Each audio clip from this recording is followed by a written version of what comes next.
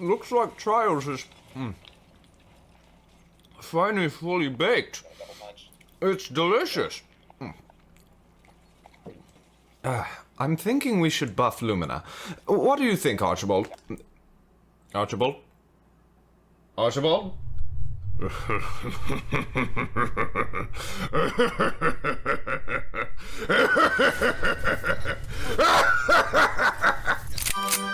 To my cohort, Reginald. Have you ever struggled to raise a sniper rifle to an enemy's face with those undercooked noodles you call arms?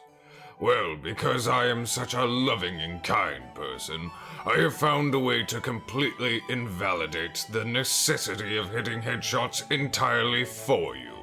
Because as you know, Reginald, aiming is for poor people. And we didn't reach the stature of head of Crucible sandbox balancing by playing fair. Ha! Far from it. We've cheated, connived, lied, and corrupted our way to the top. And now we shall again with this new Crucible build. The Lumina tends to get bad publicity for being an understated and less rewarding exotic handcannon. These complaints tend to be from the same species of refrigerator mold that runs Lawrence Driver and Shutter Dive. So safe to say their opinions are as valuable to me as tits on turtles.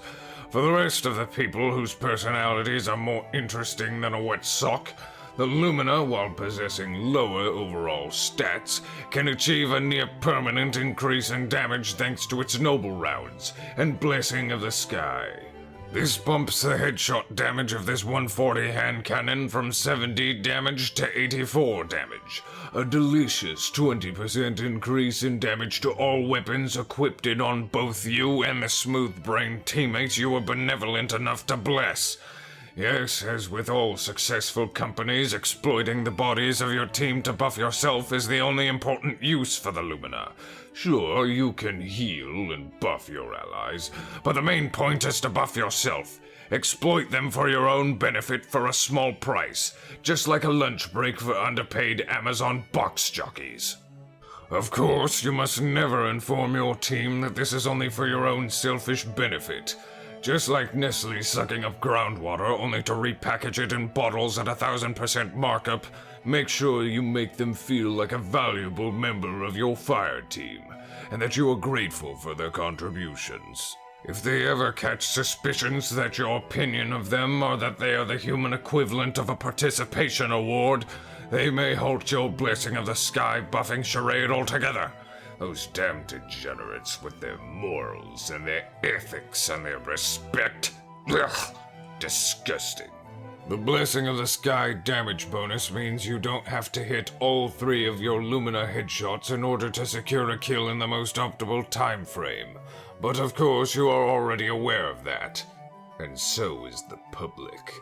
The problem, of course, is that you must secure Lumina kills in order to get this ally healing damage buffing noble round. This can be a tricky task because of the aforementioned lower stats. However, have you ever tried the boots of the assembler? These boots operate in the same role as your Lumina noble rounds anytime you stand in your rift. When in line of sight with a teammate within roughly 40 meters, the boots of the assembler will send a ball of whole milk straight to your teammate. This ball of milk is enriched with vitamins and minerals which will either grant that ally healing or empowering, depending on if your rift is vanilla or coconut flavored, respectively. These milk orbs play further into the delusion that you are quote-unquote a good teammate, as this will obviously play well into the acting job of team support you will paint yourself with. In fact, however, this couldn't be further from the truth.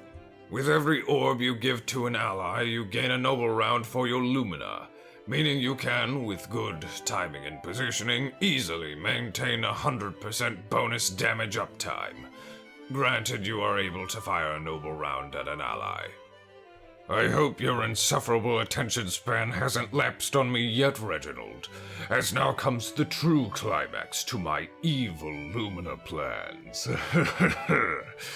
I admit I feel like a bastard for even using this one.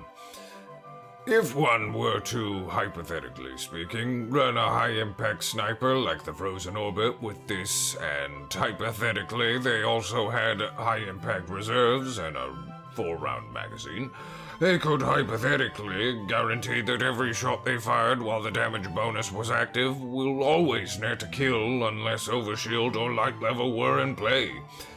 Purely hypothetical, of course. This damage could be as high as 201 on the final shot, 196 on the second to last shot, and 189 on every shot above that. So on your last shot, even the highest of resilience stats stand no chance against this double damage buffed sniper body shot.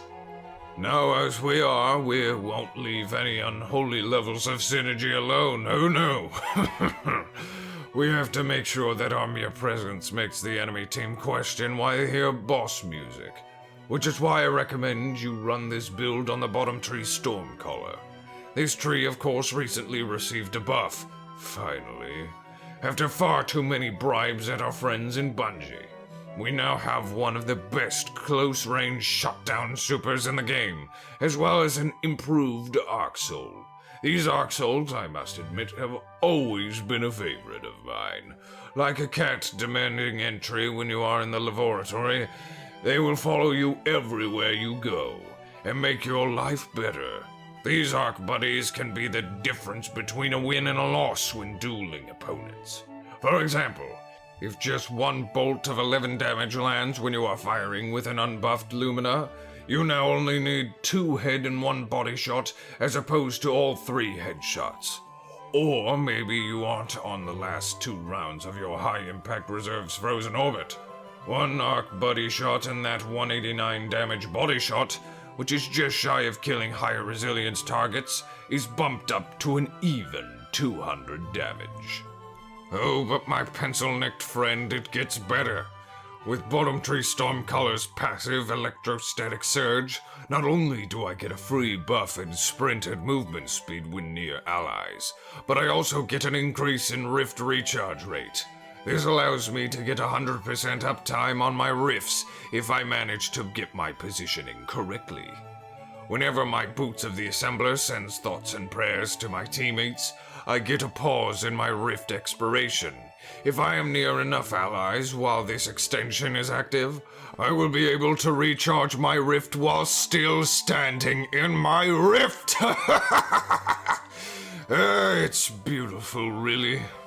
All that's left to do from there is scoop up your noble rounds you've conned off your teammates, slap one of them in the back of their heads, and push with your sniper rifle like it's an infinite-ranged Fellwinter's Lie.